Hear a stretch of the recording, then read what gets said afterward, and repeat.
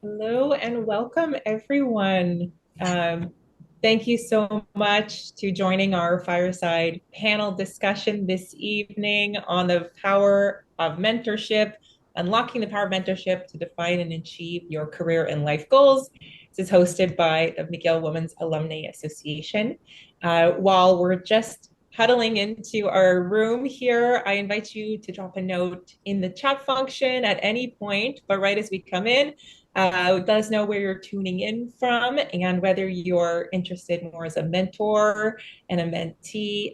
So feel free to let everybody know where you're coming from if you'll have access to the chat throughout. So hello and welcome. My name is Laura Swain, and I have the honor of being the current president of the McGill Women's Alumnae Association, the chair of the McGill Women's Mentorship Program, and for this evening, your moderator. We hope that this event will inspire you to approach mentorship with a richer perspective based on the stories that you hear tonight. Every woman who has graduated from McGill is a member of the MWAA, and we're delighted to have our alumni and friends here tonight, including our three incredible panelists who will learn through their stories, counsel, and responses to your question near the end of the event on how to make the most of mentorship to achieve your goals. So let's meet our panelists. So our first panelist is Lisa To. Lisa holds a graduate certificate in management and leadership from MIT, an MBA from the Université du Québec à Montréal, and a Bachelor of Commerce from McGill. Lisa has held various management positions at the National Bank of Canada, and since 2013, she has been at the Business Development Bank of Canada, BDC, where she is currently head of financial management and performance. She is currently an active board member of the SAAQ and has served on the board of directors of the Association du Québec pour enfants avec problèmes auditifs and co-sponsored the first internal executive mentorship program at BDC since 2022. Welcome, Lisa. She's joined by Hi. Tanya. She is joined by Tanya Chomik, an empowerment coach with over 30 years experience in leadership and human resources in higher education. Tanya is on a mission to revolutionize how people approach their careers and strengthen the value they bring to an organization. Tanya is the proud creator of Be the CEO of Your Career, a transformative self-discovery program empowering individuals to master their careers CEO style. Influence Digest has recognized Tanya as one of the top 15 coaches in Montreal for 2022 and 2023. Thank you for joining us, Tanya. Thank you. And Nice to our be here. final panelist is Shelley Pancham-Cadler. Shelley is a consultant in the pharmaceutical and biotech manufacturing space. Shelley has a BSc from McGill and an MBA from the Rotman School of Management. Prior to starting her own business, Shelley worked for 30 years in large pharmaceutical corporations such as Novartis and Sanofi. She founded SPRC Consulting Inc. After witnessing the erosion of drug manufacturing in Canada. She decided to launch her business with the goal of building manufacturing back. Shelley supports smaller businesses across Canada to serve a future while all Canadians have access to essential medicines. So thank you to our three panelists for joining. I know for Lisa's video might be on and off, so we're just aware of that. But we are going to have great stories exchange and a wonderful discussion with our panelists. So just for the lay of the land, we're going to have about a 30-minute moderated chat with about 15 to 20 minutes left for Q&A at the end. You can put questions at any time in the chat, and you will submit, as you can see, or submit any questions to the moderator or myself to Kay, and we will circle back at the end. So mentorship is a big concept, something we hear about across literature.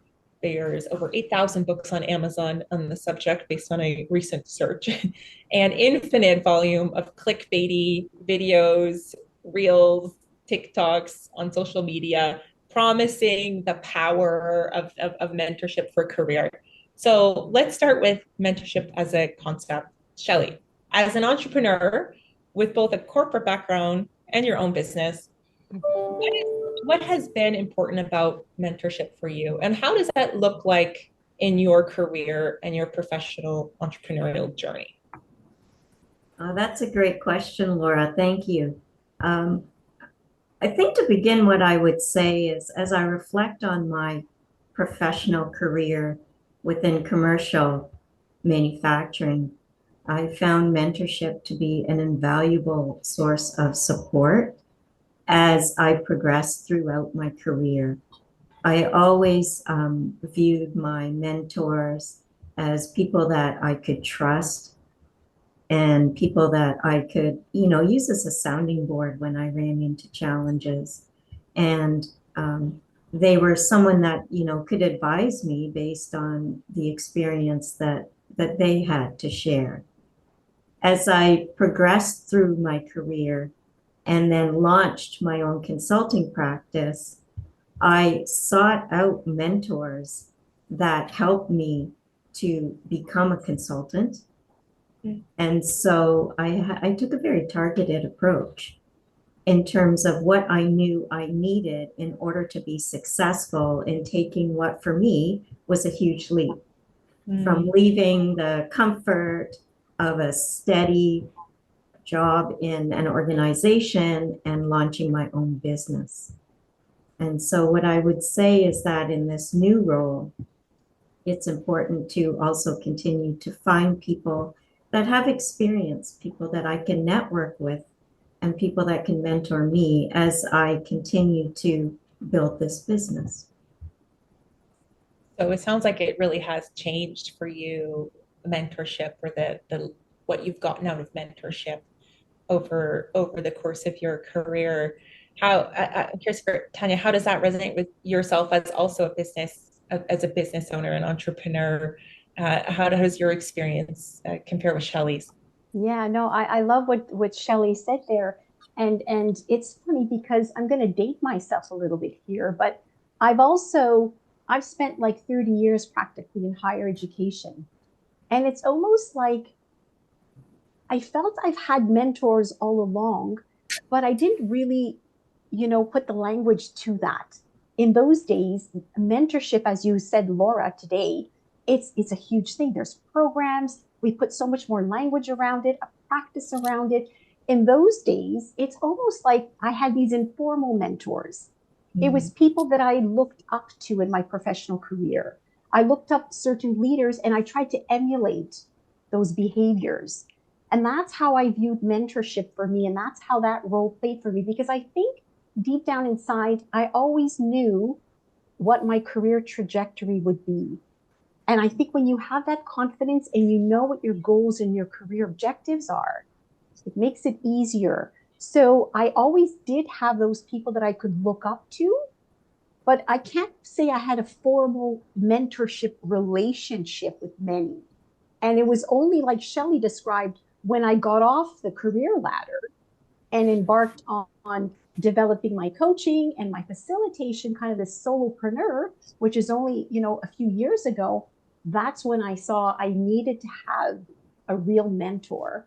Mhm. And I did go back to people that I respected along my journey. And I have someone now that I consult with on a regular basis because she's gone through this whole process and I have someone to look up to. So, yeah, just to echo what Shelley said, but also to see how it's evolved, the whole mentorship program and philosophy from when I started back then. And just to double click on what you're saying about the need that you realized at this stage of becoming a solo entrepreneur, I need a mentor. If just to put words, how did you know when a mentor was the right solution for the problem that you're having? And how can our participants reflect on, one should be thinking about maybe a mentor could be helping? Can you tell us a little bit about that story, Tanya? Well, I think it goes back to also you're going to the unknown. So, because I was so confident in the career that I was building in the university, moving up the ladder, I knew what my goals were. I felt I didn't really need that guidance, but it's when I was embarking on this new territory, taking that helping role into a whole new avenue, I said to myself, how is this going to work? And so this is when I collaborated with, and it's funny because I only labeled her as a mentor after we've been having all these discussions. And she says, Tanya, it works both ways. You bring so much to this relationship or this mentorship that we have. And it's like, no, no, no, you have no idea what you do for me. So it's embracing or it's understanding that the need is there. I don't have that much awareness in this area. And so I have to be open. I have to be the one to approach. And you have to take that into your own hands to really start that conversation and ask those questions. Because that's where you really make that leap from being, that mentee to the mentor. Mm. So, okay, that's great context. And so that's really you had this realization of this co-mentorship and that it wasn't really even labeled formally about a mentorship. Let's cross to the other side of the street and go more the corporate formal mentorship. So, Lisa, you founded or co-sponsored an executive mentorship program within professional context within BDC, the corporate context. Can you tell us a bit about why this is important, or why is mentorship important in a corporate context, and what these types of formal programs can provide to mentors and mentees? Excellent. Very good question, Laura. And when we started this, I myself was an executive who was, I will echo what Tanya just mentioned, facing some unknown. Okay. At that time, BDC is an employer. I mean, like all the employers, we have different catalog, okay, of services for our employees to develop, for leaders to develop, soft skills, hard skills, so on and so forth. And there were many mentorship programs outside in some of the associations that was offered to the employee. And many, of our colleagues approached that, and they came back with different, success stories, less successful stories. And with our HR team, we had the idea. It was like, why not making something that is BDC? Because mentorship for us, has to be something that we dedicated to. It's to help our executives when they go, up or promote or go to other area where it's uncertainty that you do not know. It's very helpful to have somebody who know, and we have great talents, great leaders in the organization. Why don't we just match them? Okay, so that's come the idea of testing this. And we did, a lot of learning, Laura. In this formality, we took the time to structure it. We pilot 6, okay, executives with mentor mentees. We did surveys along the way of that, and we finally also get post-mortem, we call it, to learn about what is done. And then the next year we iterate, we learn about it, we make it better. And recently we did a survey among 12 organizations, very well regarded organization, to compare our mentorship program. And luckily, okay, I can share with you that BDC were also, among some of the best practices. And fiscal 25, which is upcoming for us, we are going to improve it once again.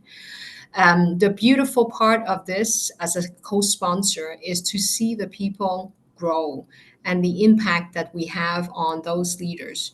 Of course, the expectation has to be set properly. The bémol or the sensitivity we need to have is to explain to our executives. When you come in this program, you're there to learn and also to teach. You're getting advice, but you're also giving advice. It's a two-way thing.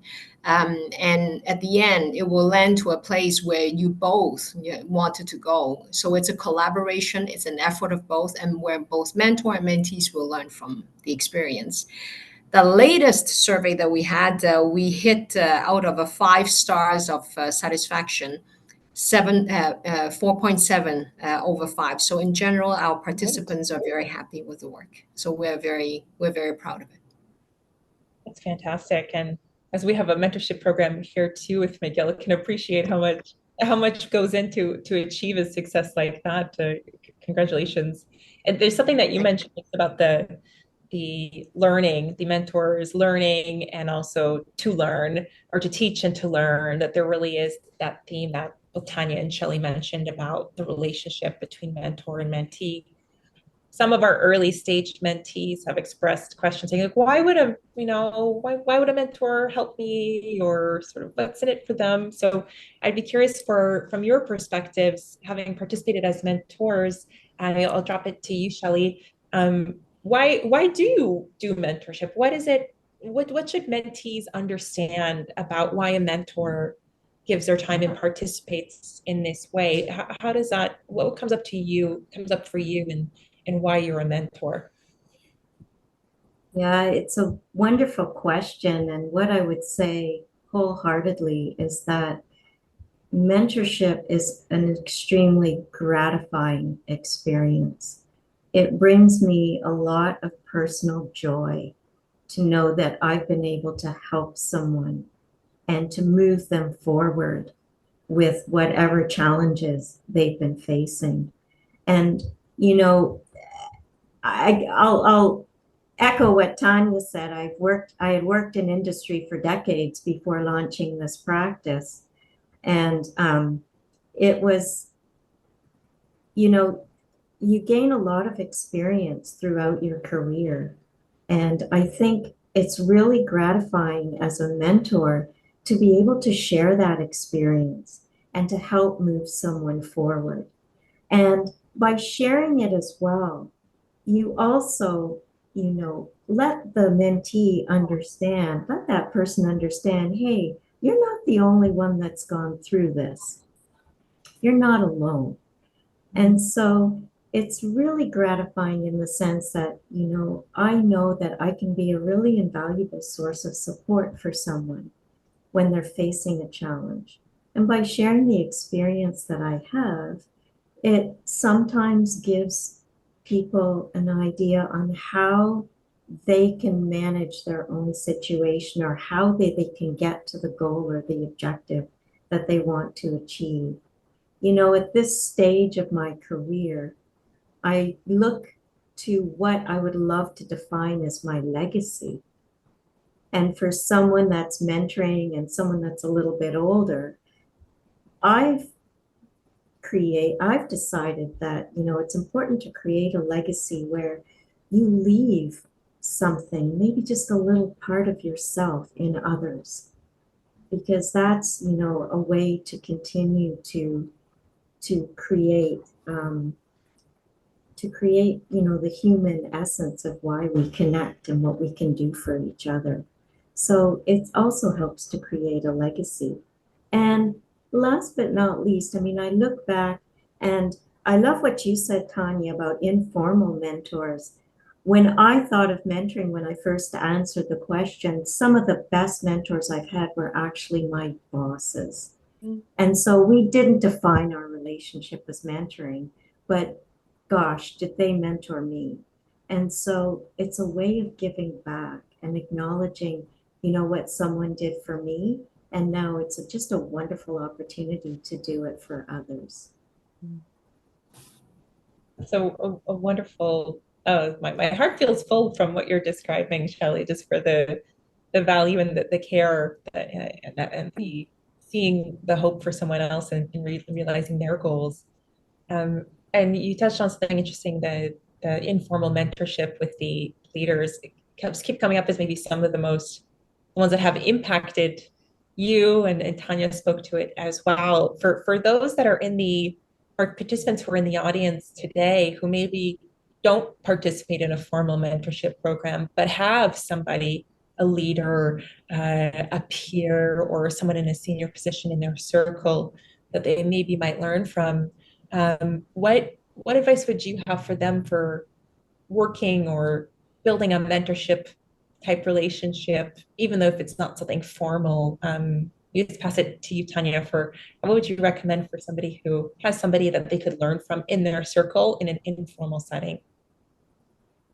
Well, thank you for that question, Shelley. And it's interesting when you say circle, because I feel that, we're not meant to travel our career and our journey of life alone. We're meant to do it with people, and we need to take them along with us for that ride. And so when I see mentorship, there's something I came across, David McLean, he refers to it as your personal board of directors, and who you need to have to sit on that board. And one is your mentor. You need to have your peers, like you said. You need to have your cheerleaders. You could even have a coach. And so I think you need to surround yourself with people that can offer you that kind of support. And whether it's, certain people that you're going to ask more pointed questions on with respect to your career or some of your objectives, others that you need to just bounce ideas from. But we need to be surrounded with people that can support us. And so I think it's really important to be open to having that thinking, not to feel that you have to do anything on your own. And the more you open up to people, you'd be so surprised at how helpful they can be to help you on that journey, because you don't know what you don't know. And if you don't ask, you're never really going to know. So I think it's really important to make sure that you have the right people that you surround yourself. And, they say that we're the average of the 5 people that we do surround ourselves with. So make sure you surround yourself with people that can really give you that guidance and can be your cheerleaders for the things that you want to achieve. I love that personal board of director notion. I'll open up to the entire panel just for, is there any time that a story you could share of when you have gone to your personal board of directors and how they've helped you or provided you something you couldn't have just done on your own in terms of decision making?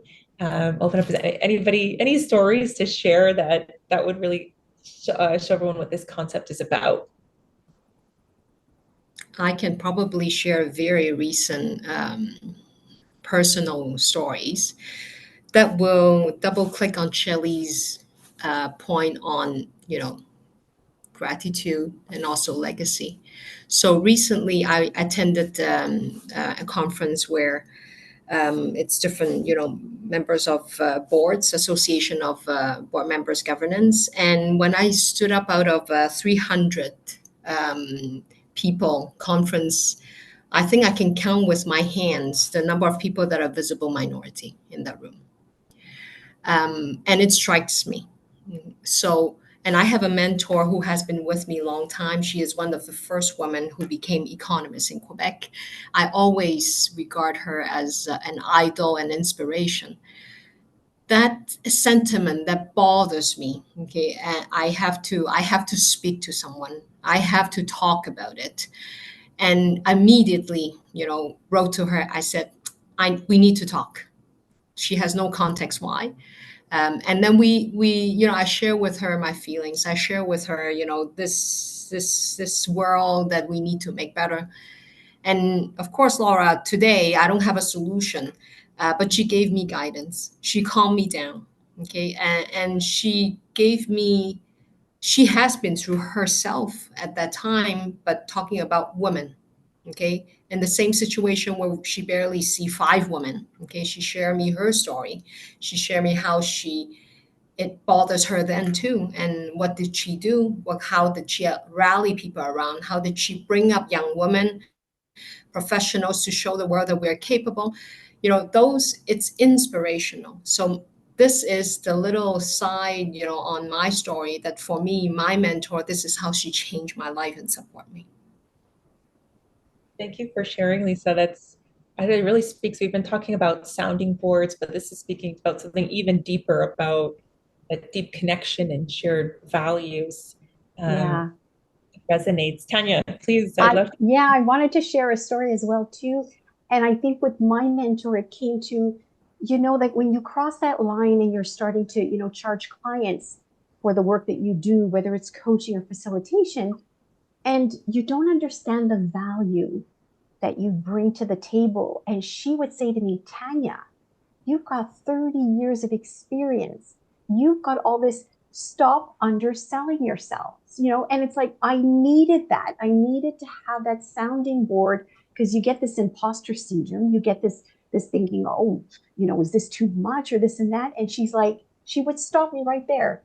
Enough, she'd say to me, this is how you should go about it. This is what you should charge it. And I needed that. So honestly, Lisa gave another example where, she was in a situation where she felt compelled. She had to talk to someone about it because of the injustice. And I needed someone to really show me that you're worthy and you have value for what you want to bring, and it's okay. And the more you show that confidence, the more people then will value what you bring to the table. And so that's how she showed up for me in a very powerful way. Did that put you, Tanya, at all in a position of putting you outside of your comfort zone through those? Like, how did this mentor kind of push you a little bit to challenge yourself in that Oh, way? she did. She did. And I'm all for pulling myself out of that unknown.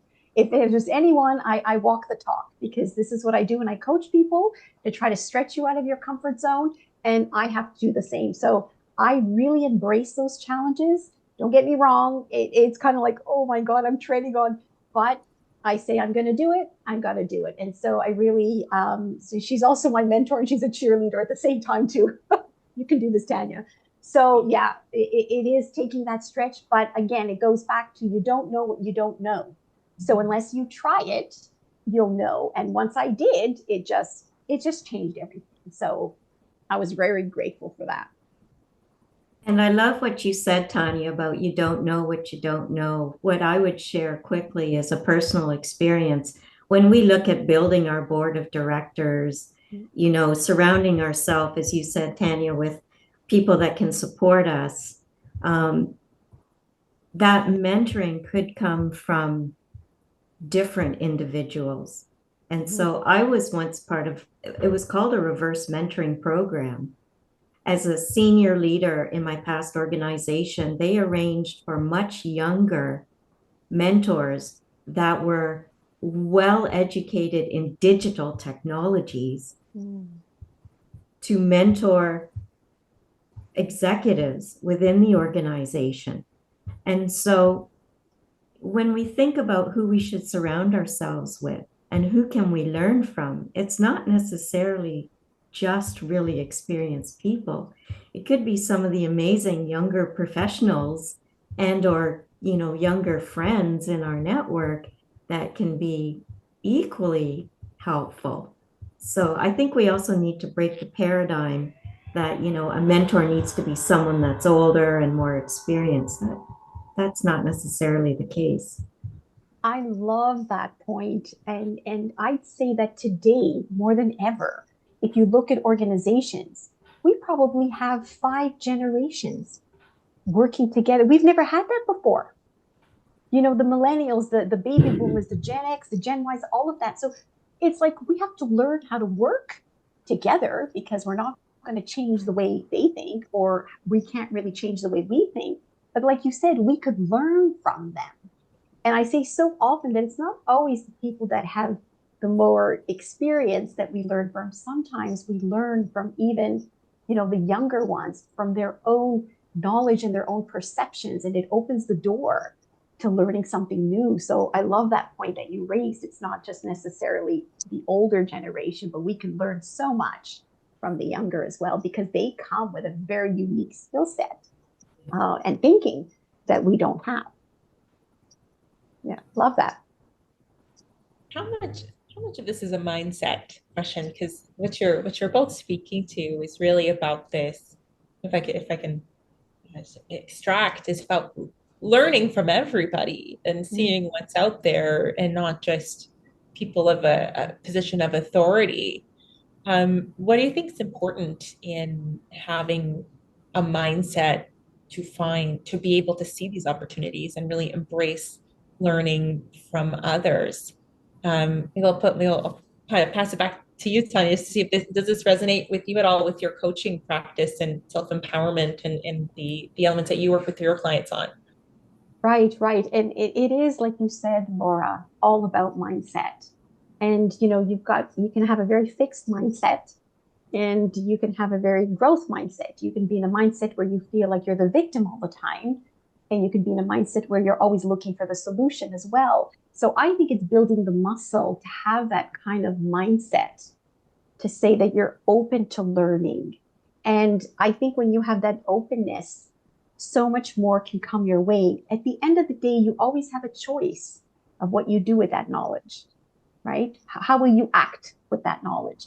But to be open and receptive to learning and to hearing what other people have to say, I think is probably one of the greatest skills that you can master, because then you will always have a choice to decide what you do with that information.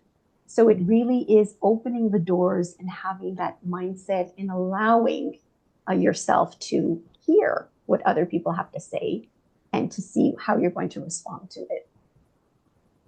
So it really is opening the door.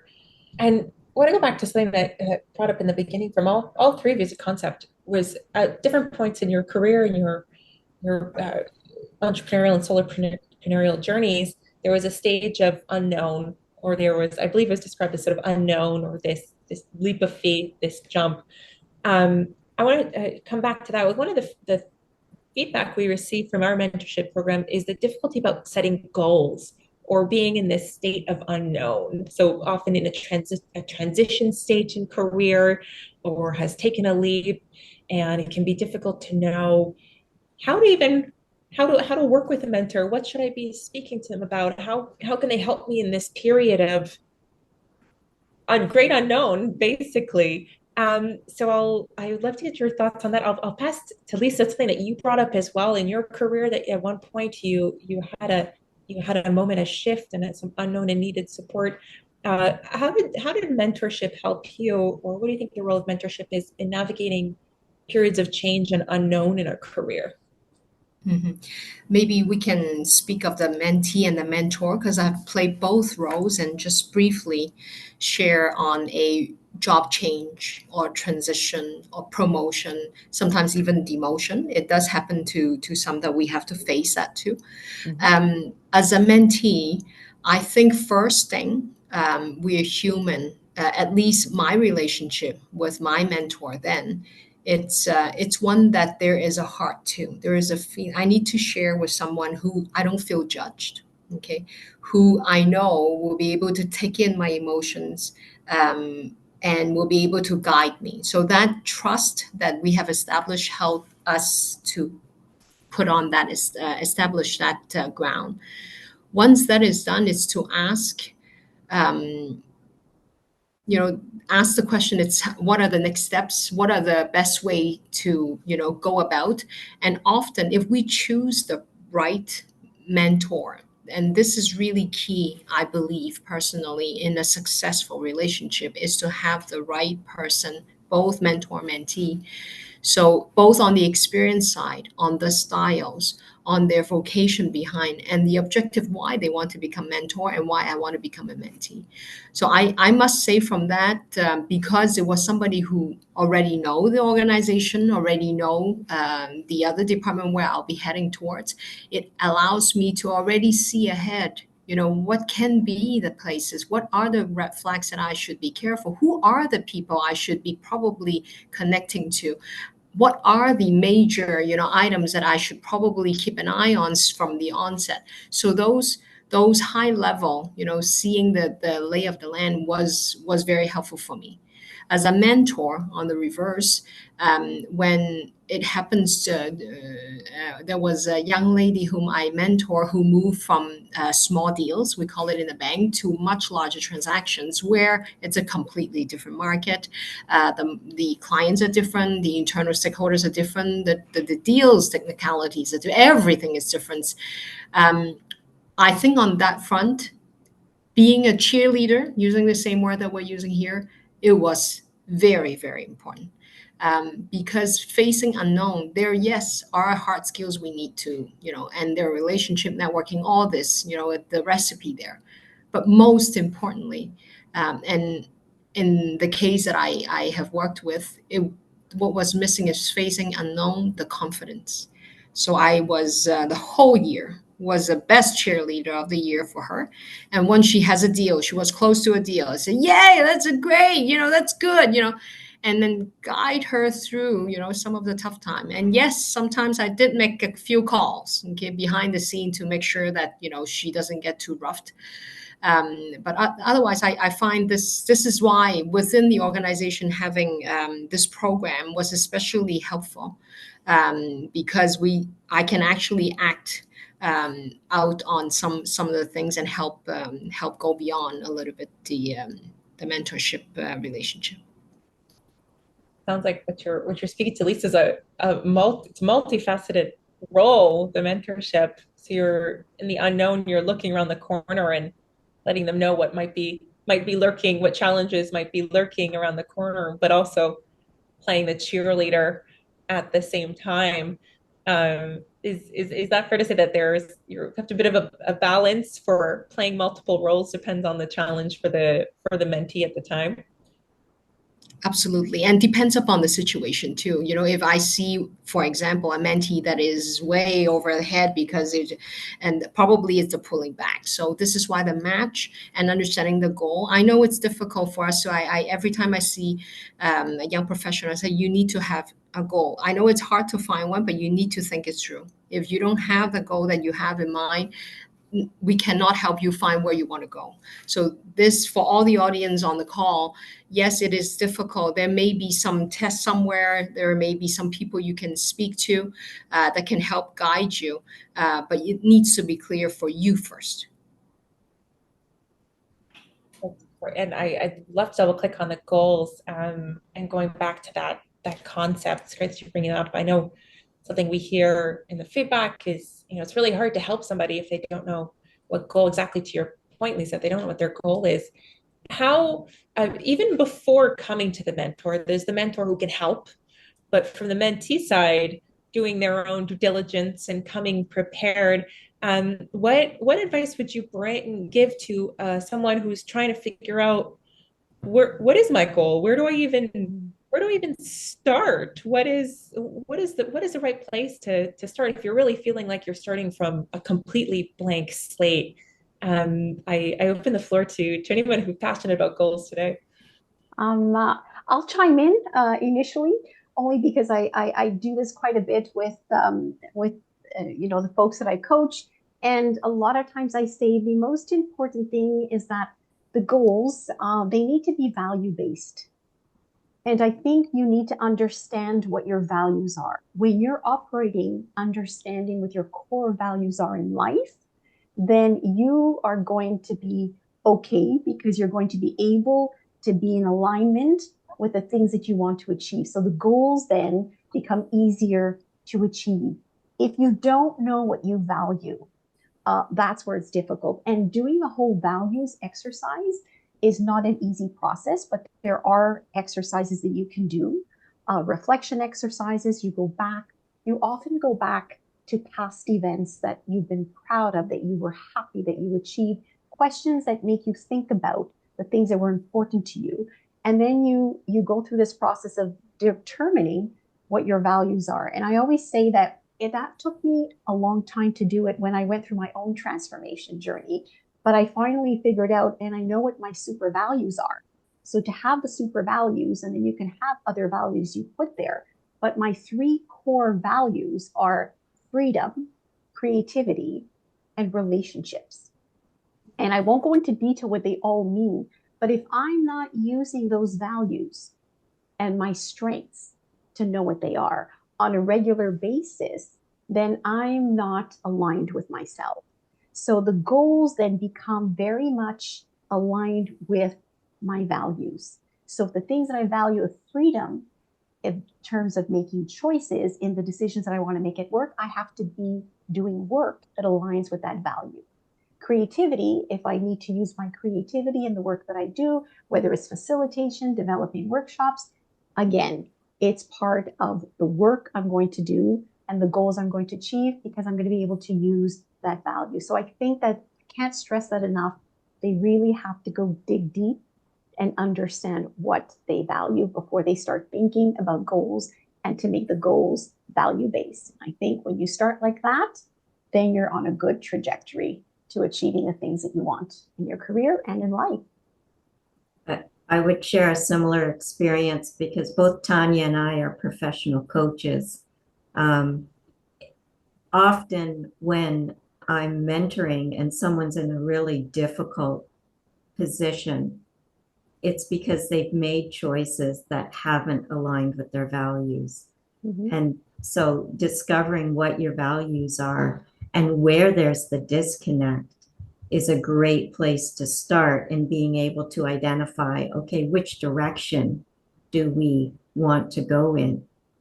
I think as a mentor too, and again, because I also have professional coach experience, it's really important to understand, what's the inventory in terms of your whole life, because you're a whole person. And so you may have engaged in a relationship with a mentor because, you're facing challenges. And sometimes the challenges are interconnected. There may be some personal challenges that are actually affecting your ability to be the best that you can be in your professional role, right?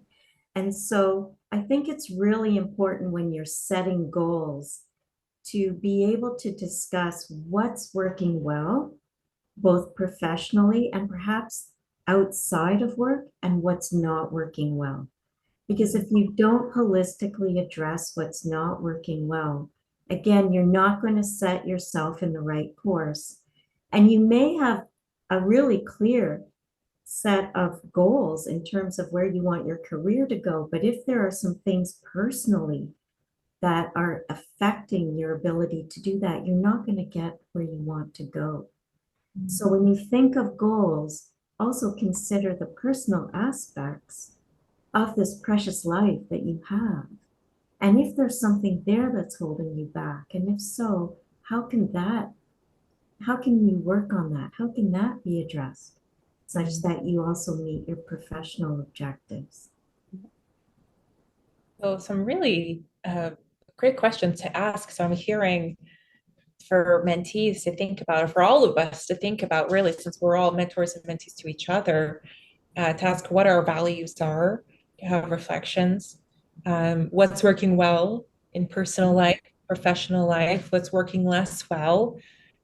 What other reflections maybe should a mentee be thinking about before knocking on the door of a mentor and asking for help?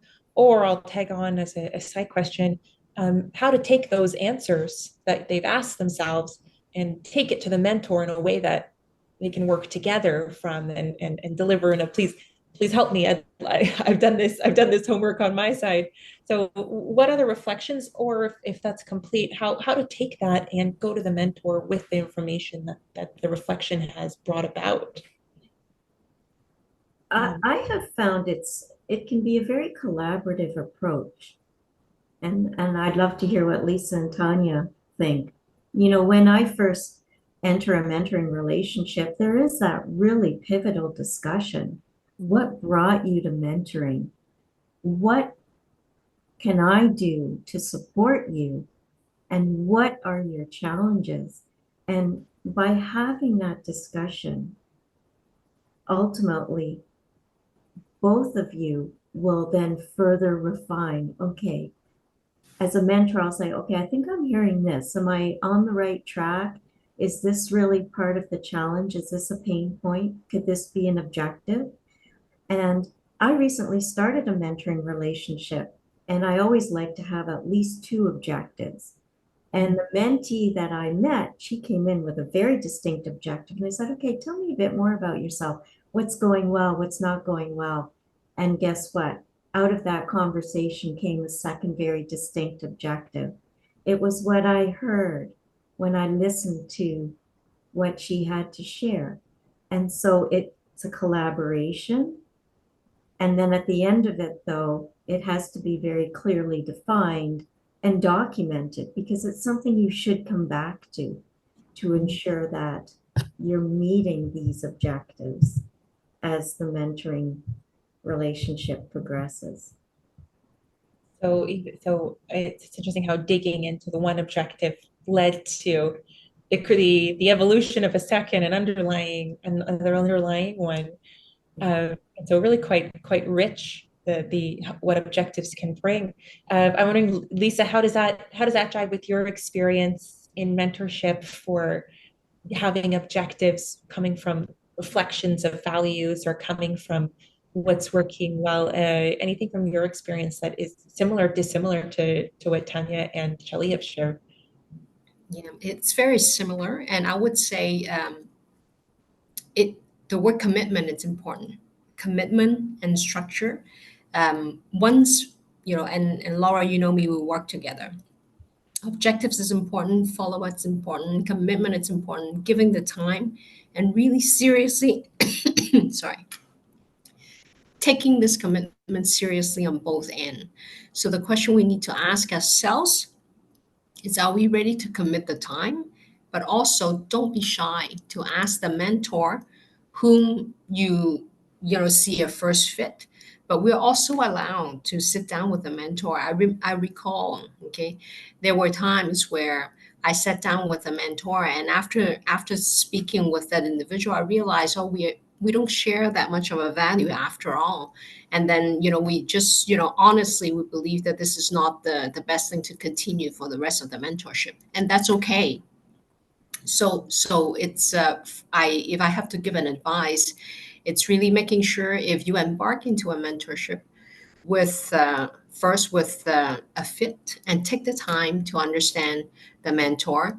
Ask the mentor if the individual is ready to commit, because it takes time. Okay, it needs to be a serious commitment of a good relationship to make sure that the mentorship will actually yield some progress in the objective that will be appointed, and have an objective on it, and then be structured. We in BDC we have templates to help people guide them, because at the end we don't want this just to be a social chatting, having coffee.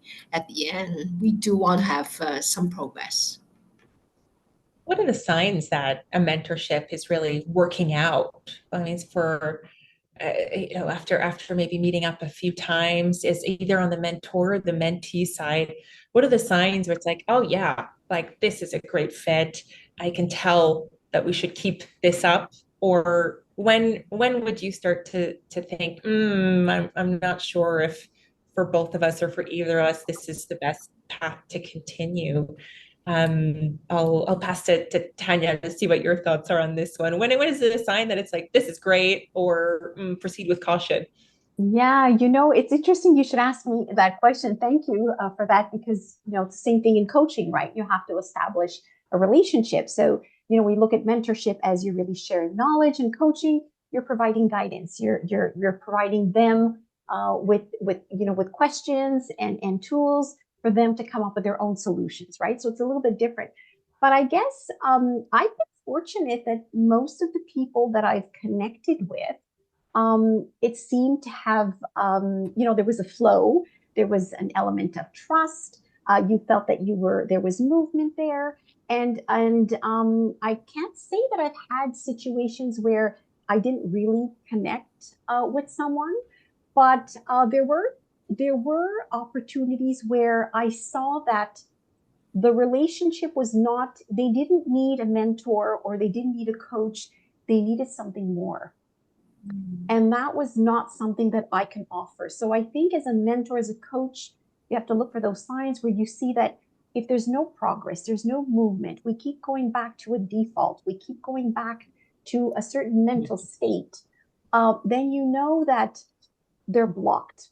And so that's when I have to say, that I can't help them beyond where they're going. And so they're going to have to seek other kind of help for that. So I think those are the signs when you see that there's no movement, there's no progress, they seem to go back to where they're at and not forward.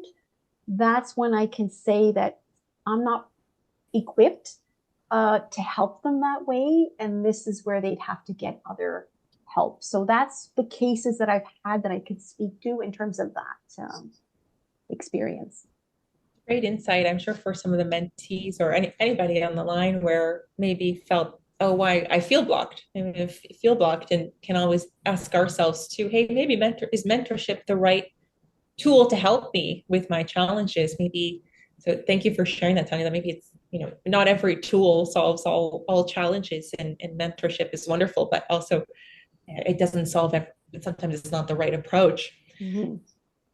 Thanks for sharing that. We are at our Q&A period. Just loving the discussion and the insights being shared and stories. So thank you so much for this. We'll have an opportunity to give final advice at the end, but we'll jump to some of the questions that are coming in through the chat. So we have a question here about finding a mentor. This question is, how do you find the right mentor when you're working in an environment that does not have a formal mentorship program. I'll pass it to you, Shelley. You mentioned that you had experience of informal mentorship. How would you respond to this question? I think it's a wonderful question, Laura, because it really speaks to the greater intent. How do you advocate for yourself, right? How do you find what you need? How do you build your board of directors, as Tanya mentioned? I think what's really important is it's back to the question of goals. If you have at least one very distinct goal, then the question to ask yourself is who would be in the best position to be a mentor for me, knowing that this is the direction that I want to go in. It's where I often share with people that I currently mentor, look at your network, because the network is your extended board, right? Your extended forms of support. So, as an example, I left drug manufacturing and I became a consultant. And so when I made what was for me a very big leap to founding my own company and becoming a consultant, I reached out to people in my network that had consulting experience. And so I think a great tool is to leverage your network. And it could be your professional network, but it could also be your personal network. Hey, I want to get to X, or I want to move my career in this direction. Do you know anyone that works in the field or anyone that has this experience? And connect with them and, simply ask. This is a development objective that I have. Mm-hmm.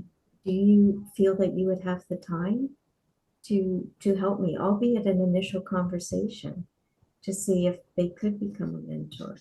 So definitely tap into your network. Thanks, Micheline, for providing also the verbiage too, just to help somebody say, hey, here's a template. Here's what you can ask. It's not so scary. Just take what Shelley said and put it in a note, and you'll make great strides forward.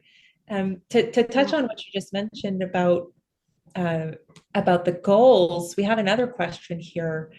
It says, is a mentee, if I do not have my goals and objectives formulated, so pre-step one, is this something that I can expect our mentor to help me with, or do I have to have them formalized in advance of approaching my mentor? I'll let that one dangle out to see if anyone wants to jump on that question. I could chime in on that question in terms of goals, and you're right. Sometimes it's not easy to have them defined, but if you already have a sense of what you value and some of the things that you're interested in, some of the aspirations that you have, I think through conversation with your mentor and through probably some questioning, you'll be able to come up with what does a goal look like for you? And it could be a short-term goal, it could be a long-term goal, it could be a couple of things and clustered into a goal. So you're going to get those things through discussion. And I say it's okay. You don't need to have all of that. But I think the more prepared that you are, the more you know about yourself, and the more you know about the things that you're looking to aspire to achieve, the more helpful it's going to be for your mentor and for that relationship. But I think that can still come out through conversation, and I'm sure the mentor can help guide you in that process as well. I'll side question for that one, Tanya. Thanks for the response. What would sort of the minimum be? You said a direction. Could you give an example of, like, if someone showed up and they've done their basics, but what would sort of the earliest part of a goal that you feel like you could work with somebody at, like a seedling that would be enough to start and get it going forward? Would it be the values, or what was sort of the minimum that someone could check and say, okay, I'm ready. I don't need to spin around for months and months and months and drive myself crazy before I reach out and talk to somebody. Yeah, so I guess for me, it's to start, and I can think of an example right now with someone who's not quite sure what direction she wants to take in terms of her studies after CEGEP and university. And as I'm talking to her, I feel that she's feeling very frustrated. I think there's pressure from out external sources, and she's just trying to navigate today. And so I say, you know what? Let's just focus on the now. Let's focus on what's important now. Let's clear the mind. Let's get settled so that you can feel good about your time right now in school. And let us come back to that when your frame of mind is much better and you have more clarity. So this pressure is self-imposed with many people that I need to get this and I've got to go there. But it's like, that's far of a stretch. Why don't we work more with the immediate right now, what's happening? So something like Shelley said too, what is going on in your life right now too? Because career is one slice of your life.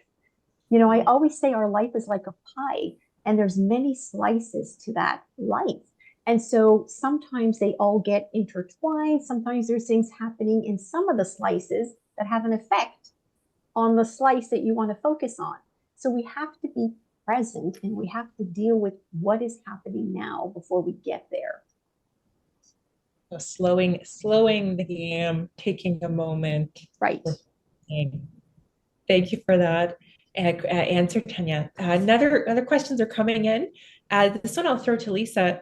What do you look for as a mentor in a mentee? What attributes do you think creates an optimal mentorship relationship? My answer would sound controversial and conflictual. Okay. And it's always one of the first thing, I think it's a condition of a good relationship, at least with my style of mentorship, is confidently humble.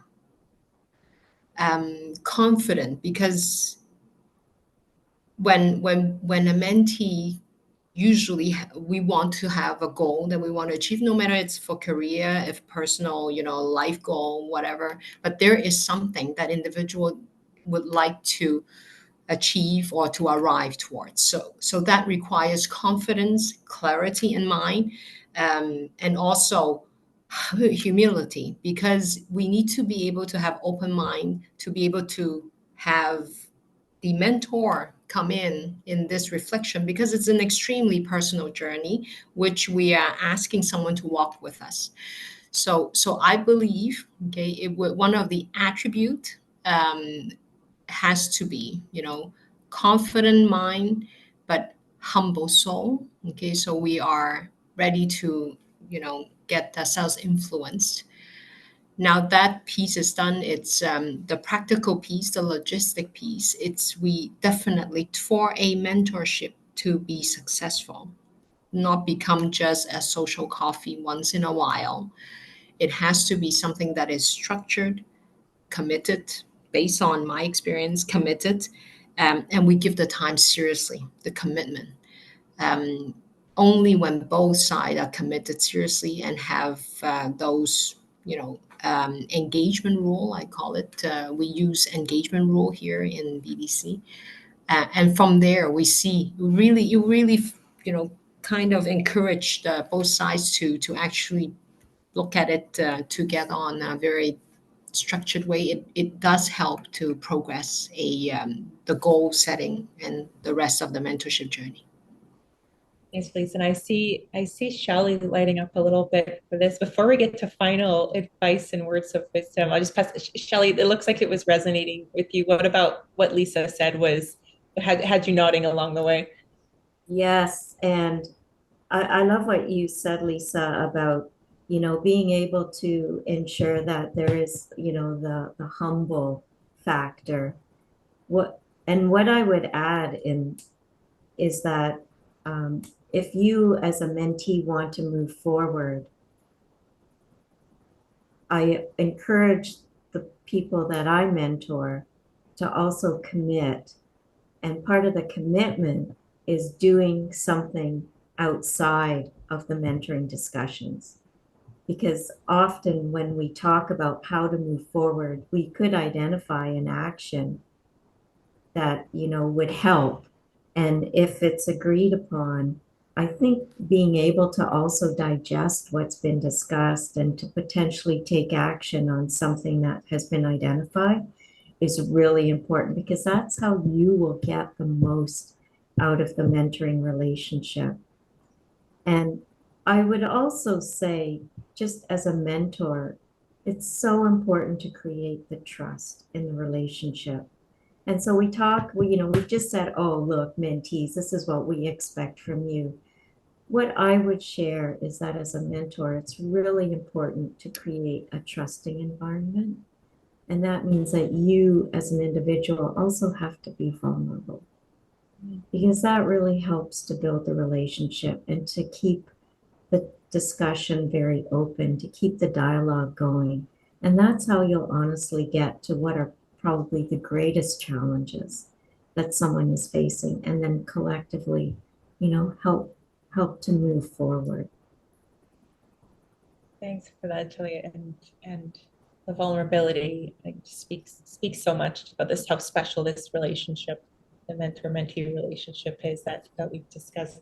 We have more questions in the chat. We don't have time for them, but thank you for everybody who submitted. Just to wrap things up, so if we're going a minute or two over time, I'll go back to our panelists. Just if there's one thing that our participants today should take away for making the most out of mentorship in their careers, but also their life. What words of wisdom would you like to impart for anybody that's listening today? I'll throw it to Tanya first for anything you'd like to share and do a tour. Yeah, thank you, Laura, for that. So for me, I'd say really to be open to getting the feedback. If you're there to ask questions, if you're there to gain insight, then be open and receptive to the feedback, and think about the way you're asking certain questions. If you want specific questions answered, think about that approach, but be open to the feedback, and then that's how you can really establish a very trusting relationship, is to ask and then to be open, but not to be afraid to ask, because that's what we're there. And go back to Shelley's point, we rise by lifting others. So we're all here to help each other, and we're not meant to do this whole journey alone. So open up that space and invite those people into your lives.